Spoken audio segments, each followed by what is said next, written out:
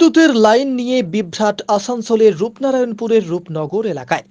বিগত কয়েকদিন থেকে ওই এলাকায় প্রায় প্রত্যেক দিনই বিদ্যুৎ লাইনের সমস্যা তৈরি হয়, কিন্তু রূপনারায়ণপুর বিদ্যুৎ বিভাগে খবর দিলে সঠিকভাবে তা কাজ করা হয় না বলে অভিযোগ। এই প্রচণ্ড গরম সাধারণ মানুষের ভোগান্তির শেষ নেই। গতকাল রাতে রূপনগর এলাকায় কয়েকটি লাইনের ফেজ খারাপ হয়ে যায়, কিন্তু রাতের বেলায় মেরামত করার জন্য কোনো লোক পাওয়া যায় না। এই বিষয় নিয়ে বহুবার রূপনারায়ণপুর বিদ্যুৎ বিভাগের আধিকারিকদের কাছে অভিযোগ জানানো হয়, কিন্তু কোনো কাজ হয়নি বলেই জানিয়েছেন এলাকার মানুষ। সাধারণ মানুষ ক্ষিপ্ত হয়ে বিদ্যুৎ বিভাগের গাড়ি এবং কর্মীদেরকে ঘেরাও করে বিক্ষোভ দেখাতে থাকে। তাদের দাবি, অবিলম্বে তাদের এলাকায় ট্রান্সফরমার রয়েছে, তা লোড অনুপাতে ছোট, যা অবিলম্বে পরিবর্তন করে নতুন ট্রান্সফরমার দেবার দাবি জানিয়েছেন।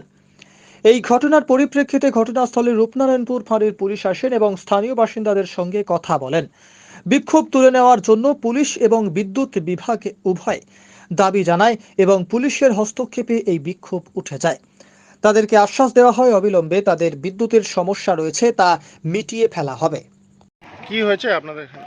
রূপনগরে কাল রাত্রি থেকে ইলেকট্রিসিটি চারখানা রাস্তায় লাইন ছিল না লোকাল ফল্টের জন্য।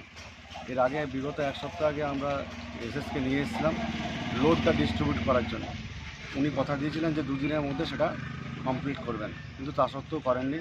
তাই আজকে রূপনগর বাসিন্দারা সকাল থেকে বারবার ইলেকট্রিক অফিসে যোগাযোগ করেছে, তা সত্ত্বেও ওনারা আসতে অনেক লেট করেছেন, 2-3 ঘন্টা লেট করলেন।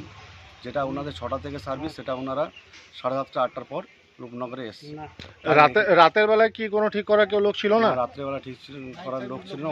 ওনারা বলছেন রুরাল সার্ভিসে কোনো লোক পাওয়া যায়, নাইট সার্ভিস লোক নেই। তাই রাতের বেলায় ব্রেকডাউন হলে তাহলে কিছু করার থাকবে না ওনাদের বক্তব্য। সেটাই নিয়ে রূপনগর বাসিন্দাদের ক্ষোভ। তাই এসএর সাথে যোগাযোগ করা হলো। উনি বলেছেন যে আজকে বিকেলের মধ্যে আমরা লোডটা ডিস্ট্রিবিউট করে দেবো।